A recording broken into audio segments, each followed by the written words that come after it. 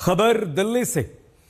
दिल्ली में चुनाव पास आते ही स्कीम्स योजनाओं की बौछार हो रही है। आम आदमी पार्टी की सरकार ने अब पुजारियों और ग्रंथियों को पैसा देने का ऐलान कर दिया, लेकिन आज ही के दिन इमाम केजरीवाल से मिलना चाहते हैं क्योंकि इमामों को 17 महीने से तनख्वाह सैलरी नहीं मिली। आम आदमी पार्टी के दिल्ली चुनाव जीतने पर दिल्ली में मंदिरों के पुजारियों और गुरुद्वारा साहिब के ग्रंथियों को 18,000 रुपए हर महीने सम्मान राशि दी जाएगी। इस योजना से समाज में उनके आध्यात्मिक योगदान और हमारी सांस्कृतिक धरोहर को संरक्षित रखने के उनके प्रयासों का सम्मान किया जाएगा। अरविंद केजरीवाल ने कहा कि बीजेपी वालों, इस योजना को रोकने का प्रयास मत करना, आपको बहुत पाप लगेगा। आज जो योजना का मैं ऐलान करने जा रहा हूं, इस योजना का नाम है पुजारी ग्रंथी सम्मान योजना।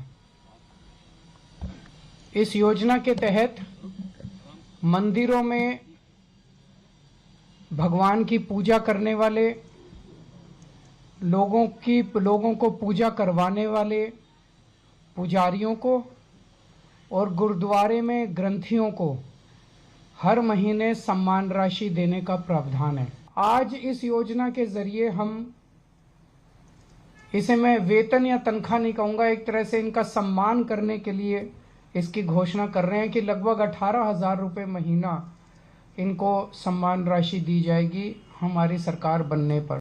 मेरी भारतीय जनता पार्टी से हाथ जोड़ के विनती है, जैसे उन्होंने पुलिस भेज के फर्जी केस करके महिला सम्मान को रोकने की कोशिश की लेकिन रोक नहीं पाए।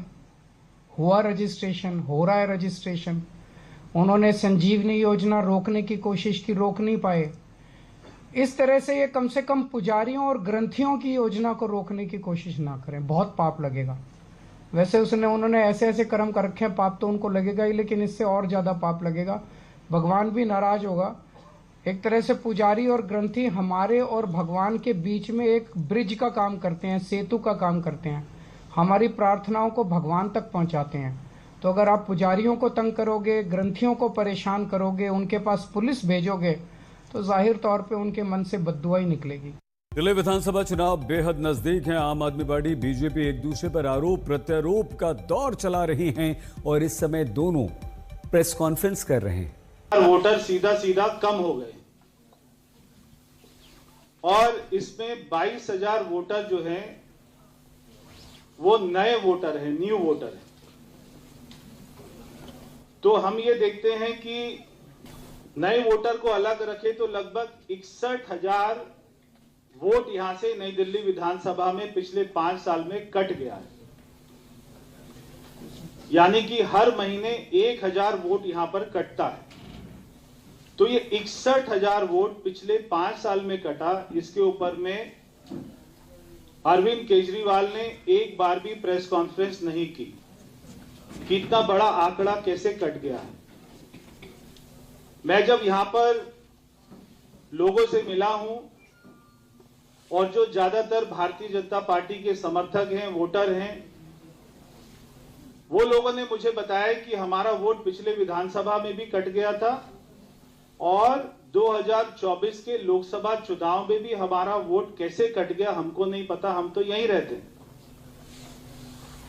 यानी कि अरविंद केजरीवाल की टीम, जो भारतीय जनता पार्टी के समर्थक हैं, वोटर हैं, उनको पहचान कर करके उनकी वोट काटने का काम कर रही थी। ड्राइवर किसी भी बस कंडक्टर के लिए बस ना रोकने का कोई भी कारण नहीं है। क्लस्टर बसेस को भी रीइंबर्स किया जाता है, डीटीसी बसेस को भी रीइंबर्स किया जाता है।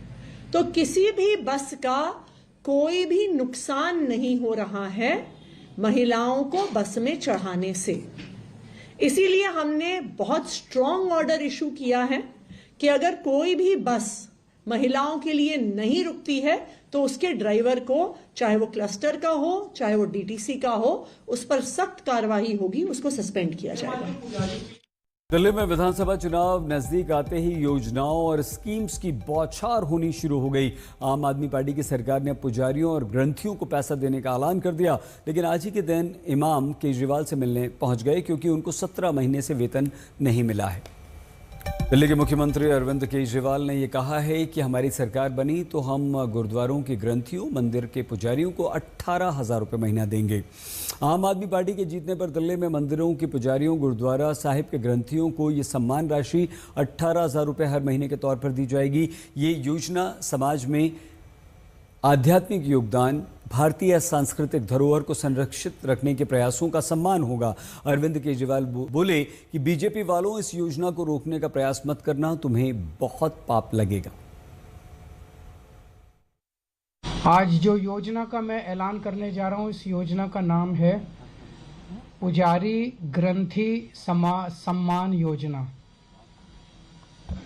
इस योजना के तहत मंदिरों में भगवान की पूजा करने वाले लोगों को पूजा करवाने वाले पुजारियों को और गुरुद्वारे में ग्रंथियों को हर महीने सम्मान राशि देने का प्रावधान है।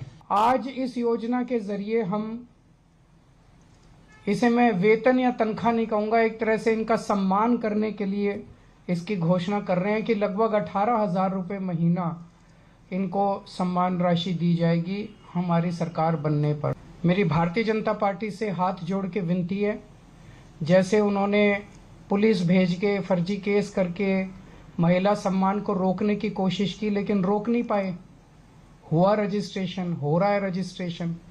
उन्होंने संजीवनी योजना रोकने की कोशिश की, रोक नहीं पाए। इस तरह से कम से कम पुजारियों और ग्रंथियों की योजना को रोकने की कोशिश ना करें, बहुत पाप लगेगा। वैसे उन्होंने ऐसे ऐसे कर्म कर रखे हैं, पाप तो उनको लगेगा ही, लेकिन इससे और ज्यादा पाप लगेगा।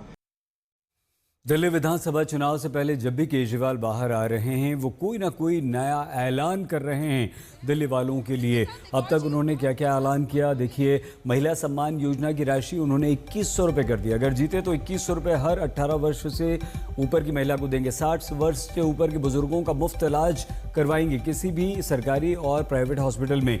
डॉक्टर भीमराव अंबेडकर सम्मान स्कॉलरशिप योजना छात्रों को दी जाएगी। ऑटो चालकों के लिए 5 गारंटी, जिसमें 1 लाख रुपए इनकी बेटियों की शादियों के लिए और साल में 2 बार 5-5 हज़ार रुपये। दिल्ली वालों को 2400 घंटे साफ पानी। तो ये ऐलान अरविंद केजरीवाल कर चुके हैं अभी तक। पत्नी के वोट कटने के आवेदन को लेकर संजय सिंह ने कहा कि मनोज तिवारी यानी कि सांसद पर मानहानि का मुकदमा करूंगा। सांसद मनोज तिवारी ने कहा था कि संजय सिंह की पत्नी का वोट सुल्तानपुर में। मनोज तिवारी के अनुसार अनीता सिंह के एफिडेविट से ही साफ है कि वो सुल्तानपुर यूपी की वोटर हैं। ऐसे में उनके वोट 2 जगह कैसे हो सकते हैं। उधर संजय सिंह ने कहा बीजेपी लगातार गलत सूचना फैला रही है और संजय सिंह ने कहा कि मैं मनोज तिवारी के खिलाफ अब मानहानि का केस करूंगा। इस बुलेटिन में फिलहाल इतना ही। आप प्लीज अपना बहुत ख्याल रखिएगा। हमारी साथी श्वेता सिंह आगे आपके साथ होंगी। देखते रहिए आज तक।